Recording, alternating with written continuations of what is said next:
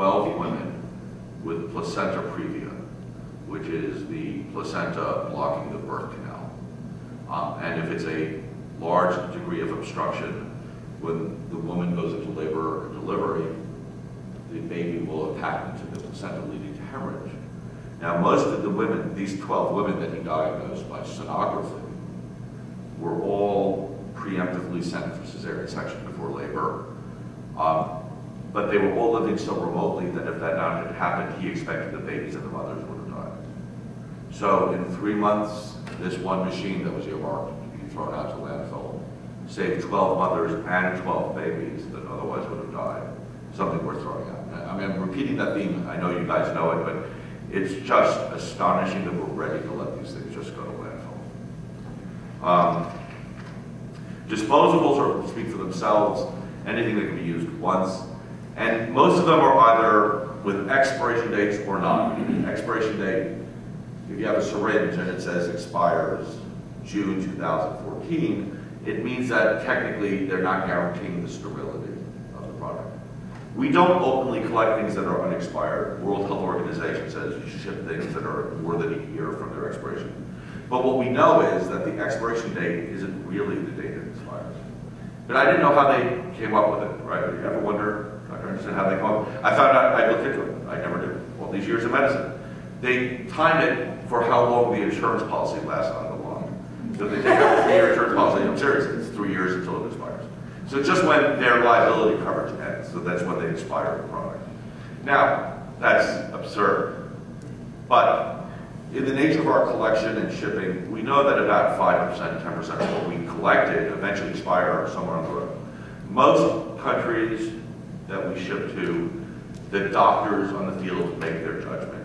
Some countries we ship to, the government does allow in non-expired, we have to account for that. But for the most part, they're obviously still good. You know, when I was in Benin and Cotonou, they were reusing needles, one needle in a blood lab. So if the thing is not damaged and if it's in good shape, you're pretty comfortable that even if it expired, it's good. But we're sensitive to not try and collect expired things, and you guys are very good about that. But inevitably, when you have an operation as big as ours, and we collect as much, eventually things will start to expire. And we let the physicians on the field make a judgment call, which most of the time, if it's in good shape, they know. I would use it on me. I mean, I don't think there's any chance they're bad.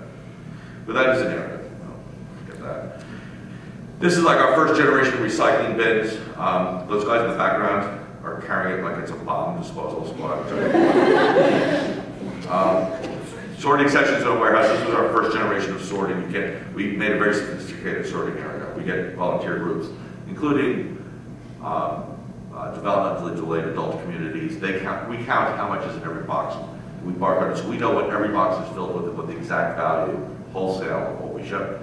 And when we value our containers, it's the value of everything that we ship, plus the capital depreciation schedules on capital equipment. So we're very wholesale. We do the lowest estimate of the value. These are the things like that are expired. See that butterfly needle on the bottom here, for example?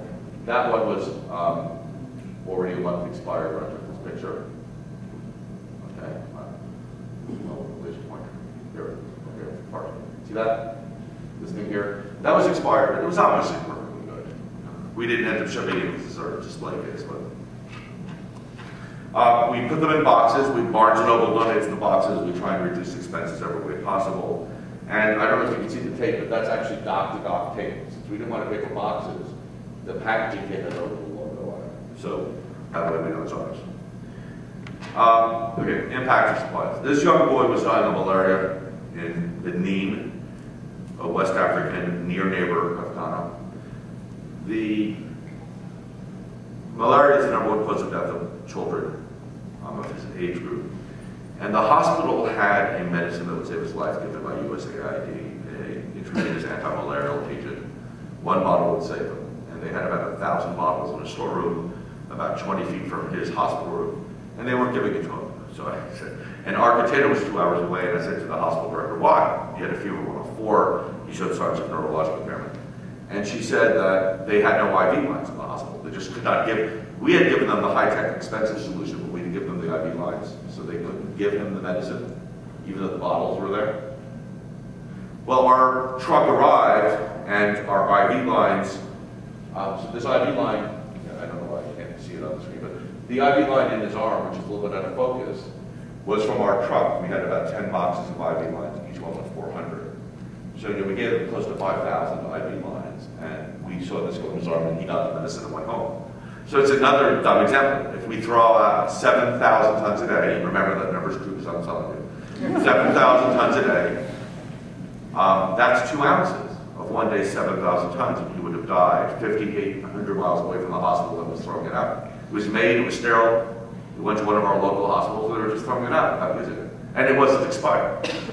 Why? Because they were changing their IV lines, and they went to a new company.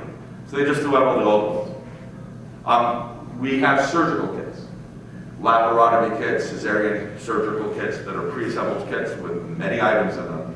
They're typically built with about 30% excess. By our rules, and everything's individually wrapped and sterile inside the sterile wrapper, by our rules, at the end of surgery, everything has to be thrown out. That's not used, even though it's on a back table and clean and sterile. So that's where we have recycling bins and operating rooms to pick up, and we're expanding. What we do is what you did on your version of your doctor from Ghana coming here and picking the boxes with Post-its. Well, we don't fly them all over, but what we do is a needs assessment with the hospital. We match what they need with what we have. And then we come up with an inventory, let them approve it, so it's the same version, just done electronically. And then we match their needs, so we don't send them things they don't need. We don't want to waste supplies here or there. We often send a team to evaluate the hospital, or we rely on other non-government organizations. And then once we determine what they need, we send a container specifically. Let's see. You saw 40-foot containers. That's the truck of supplies going into Benin. This is unloading in Senegal. This is the manifest we make for container, giving every box like syringes, needles, going all the way down just to like an anesthesia machine and an autoclave to sterilize. The summary of this container, this is an average container, 600 boxes of general supplies, each one with hundreds of items. An anesthesia machine, this one container, an autoclave, 10 beds with mattresses, ultrasound, operating room tables, wheelchairs, surgical instrument kits, laptops, and infant incubators, anything a hospital can need. What we determined was that how much money does it cost us, I don't know what this slide was, how much money does it cost us to create a container and ship it door to door? So if we take the cost of shipping it door to door, we add on it what our cost of operation budget, how much to stay alive, how much money does it cost for us to create that container? And that comes out to about $25,000 door to door to almost any hospital in Africa on average. And the average value of supplies in the container wholesale is $500,000. So that means we're delivering 20 times. If you give me $5, I can deliver $100 of supplies on the ground, which is the cost effectiveness.